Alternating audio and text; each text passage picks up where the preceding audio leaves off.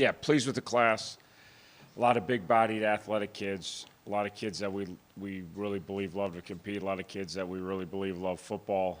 A lot of kids that we really believe want to be at Miami and want to help us win championships. So, like I was talking earlier to Bake about, just it's nice that I don't feel the stress that these kids got to do it next year. I feel like one of the best things about this signing date is we've got a great nucleus coming back of kids that we think can help us win MAC games and help us be very competitive and be a really good football team. So, and we think this class is as good or better than any's, but we just don't have the need for them to come in and play right away. They're going to have to be pretty special, I think, to beat some of the kids that are working out in the weight room this morning. So, great kids, a lot of them from great programs, but you don't have to be from a great program to be a great college football player. But we think they're the guys that believe in what we've been doing, and we're doing pretty good with a bunch of young kids that believe in what we're doing. So we think it's just going to make this place better and better in the next few years as these kids develop. Questions? After you went to the bowl game and that nearly pulled that one out, was there any boost or any effect that you could tell when you were talking to recruits? I know you probably had a lot of them kind of somewhat in the fold already, but could you tell anything after the bowl game? Yeah, there were some people that reached out to us that we hadn't heard from in a while. Saw you almost beat that SEC team, and you guys played well. Certainly gave us a boost to start with the juniors. I think there's much more noise out there about Miami football there was than even before the bowl game, even though we had a great conference season and had a great end of the year run. I think just what we did on national TV against an SEC school where everybody understands, like, we don't recruit against those guys. They get to pick theirs, and then we're working on all the leftovers, and our leftovers got a chance to be pretty good players, and we're pretty good that day. So I think with this junior class moving forward, it was a huge boost. We had 170 some kids at a junior day, and a lot of them were really good players. So I think that coupled with the building, we're off to a pretty darn good start for the next year's recruiting class. You've always liked to talk about the size that you're bringing in. You have a couple offensive linemen at or close to 300 pounds. Are you happy with the girth that you're adding to the program? Yeah, and we're big everywhere. Obviously, we got two O linemen. We've been recruiting a lot of O linemen, as you guys know, since we've been here. So we're finally at the point where we don't have to take 4 or 5. And then we got 2 interior D linemen that with Isaac and Isaiah that are big already. They're 285 already, so they don't have to. They're kind of coming in at a weight that they can play.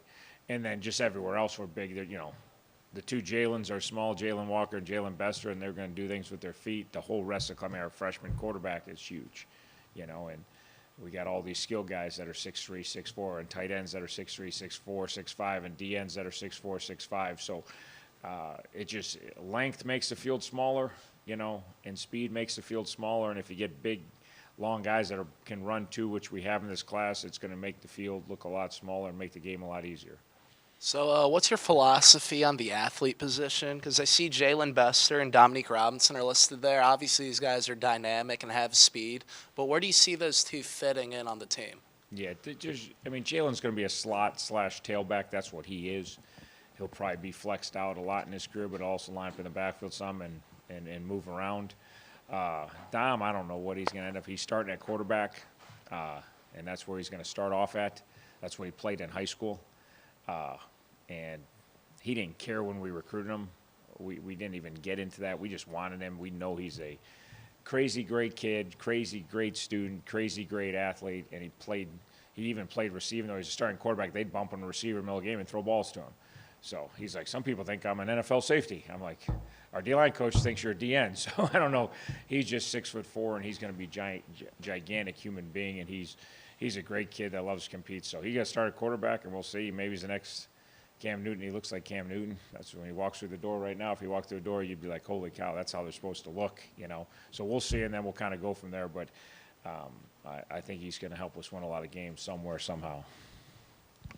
You mentioned length makes the field smaller. I was intrigued at the Weatherford kid. You don't see many 6'5" defensive backs. Is that the thinking there? Yeah, I don't know. I don't know what. He's another one like Dom. I don't know where to play the kid. Everybody wants him. He's played safety. He's played outside backer. He's a receiver. our tight ends coach wants him. You know what I mean? And I don't know how big he's going to get. He's long. He's always been a basketball guy. He's always played AAU all summer. We know he's going to get big just because he's going to stop running up and down that basketball court for a living, which, you know, the basketball season's long, but then you add AAU and it just goes forever, and they just play so many games. So he's never really got into that football lifting, you know, because he's a stud basketball player. So he's another one. We're going to start him at safety. That's what he played in high school, and he'll run and hitch, and he's long, and he can play the ball in a deep half. And if you put him in deep middle of the field and you lob the ball, he's going to go get it and get an interception for you. But we'll kind of play from there. And we always have some kids that we know what position they're going to play, and then we always like versatility, kids that are athletic kids, and a lot of times they're basketball guys, and we just know they're versatile. He like Dom's going to, we'll figure out where he can help us, and he'll figure it out, and he's a pretty special athlete. I would have to think that recruiting, at this point in time, is different in terms of going out there than your first year when you needed athletes and everything. Did you have any particular areas of focus? For example, I know although you have a lot of players at a lot of positions, you lost some pretty good defensive ends this time. Yeah. Was there any thoughts about addressing that or any other areas in particular? Well, you look at Isaac Hampton, Isaiah Watkins, Marsh. I don't have my list in front of me, but who else we have? Dean's Sharp. I know I'm missing one more at least. I think there's 5 or 6 D linemen on that list, and a lot of them are those long. Josh Mays. Keep going. I think I'm still missing one, but there's a lot of long, athletic defensive ends that, you know, should start to add depth. I don't know if they'll start for us, but start to add depth at that position. So we knew we were losing. We didn't lose a lot of seniors. We lost 3 pretty good defensive ends. So I think moving forward, we want to have a good young class at that position for sure, and I think we did that. What about the Carolina quarterback that you got coming in this year? I saw some of the film on him. What's your feelings about him? Yeah, just big, strong, athletic. He can be a dual threat guy, but he's deadly accurate. He completed 68-point-something% of his passes, which I don't care. And he plays a high level. They play really good competition to complete 68% of your passes. And they threw the ball down the field a bunch. It wasn't like he was throwing out bubble screens. And he moves around. He's competitive. His dad was a Division I quarterback, so he's got great lineage. So we liked everything about him on tape, and then we got to meet him, and we liked even more about him. He's our type of kid. He's a winner. He's a competitor, and he's been, like you see him the way right now, he doesn't look like a senior quarterback because he should be in second semester senior year, and he's in there, and he's a big, strong, good-looking kid. So we're excited to have him. Anything going related to special teams? I don't see anybody listed here, but that's just something that probably will play itself out. Yeah, and I think we had, we didn't have anybody signed, but we had 1 or 2 kickers kind of technically signed today with us. Kid from Chicago, kid from down the road at LaSalle are coming. We got to keep getting better, but I felt like we were much better this year, and we had all freshmen involved. So I think it's a position that just in-house we're going to be even better. And I thought we were tremendous. Kickoff, place kicking, punt, and long snapping. We had all freshmen. So I think they're going to continue to grow, and I think we'll add kids along the way to that mix too. Coach, you mentioned that you weren't anticipating needing a lot of this class immediately. Are you anticipating or even looking forward to redshirting a large percentage of this I'm class? looking forward to not having the stress that first couple years they had to play, and I knew they weren't going to be ready, even though I knew it's an uncomfortable feeling to think, well, you're going to put kids out there that aren't ready to compete at Division I, and it's uncomfortable feeling to feel like you're doing it to 18-year-old kids. But we didn't have a choice.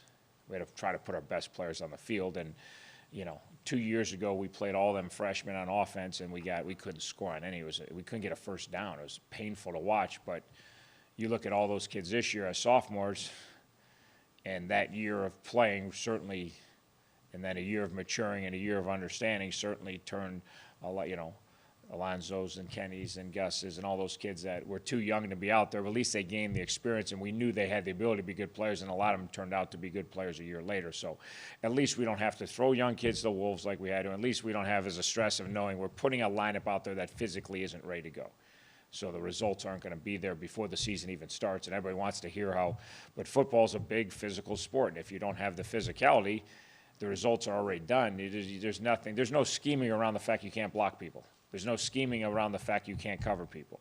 So those days are done and gone for Miami. So we know going in, I put Heath Harding and DeAndre Daniels out there, and we're going to be able to cover some people, you know, some pretty high-level people. And I'm going to put Junior McMullen and DeAndre Montgomery out there and Brad Koenig out there and Paul Mose out there. And we're going to be able to run and hit some people. Like, the days of being physically overmatched should be over, and then we're going to put some O-linemen out there that are going to get after you. We saw it even in the last game. Like, we certainly didn't dominate Mississippi State's front seven, but there's times we blocked them pretty darn good, and we opened up some nice holes. And so it's nice for me. Like, that's the most relaxing about the Sunday. Like, I was so desperate for these kids to sign that paper, because if they didn't, oh my God, what are we going to do? You know, I slept a lot better last night just knowing who I got coming back. Then, hey, if somebody didn't sign the paper, we'll find somebody else that wants to come play football in Miami, you know. So just where we're as a program is we're certainly not there, and we still got a lot of hard work, but this is the fun hard work. This is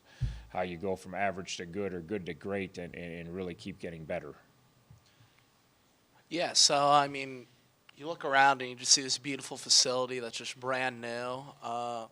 So how often do you talk to some of these new recruits about this new facility? Like, was this a key selling point in your recruiting pitch to some of these guys? Yeah, and it really hasn't been up till now because we haven't had it till now. So all the kids in our first 4 classes, we showed them some drawings of this, but everybody's seen drawings of buildings that never got built, you know.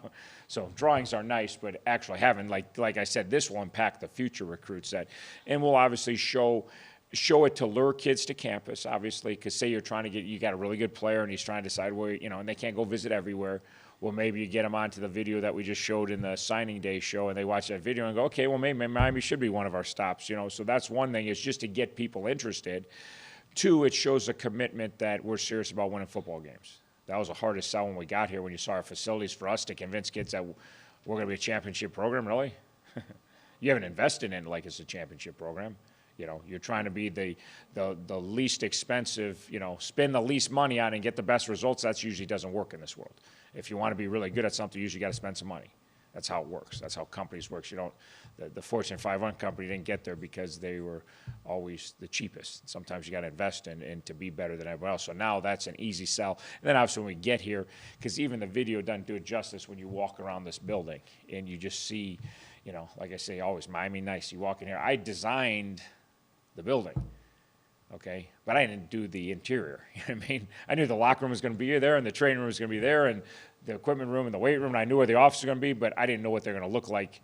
You know, besides the lockers, we help pick out the lockers. The rest of it, just Miami, if Miami does it, Miami's not going to put up something that isn't very, very sharp and very first class and up to Miami standards. And now, I always said we're the only part of campus that wasn't up to Miami standards. Now this is Miami. You know, they're not going to go to our football facilities and walk across campus and go, oh, they pour all their money into football. No, go to the Armstrong building, go to the business school, go to the engineering school, go to the dorm rooms, go to the eating places. It's Miami. That's how Miami does their business. So now we're caught up to the rest of campus, and we're pretty proud of it.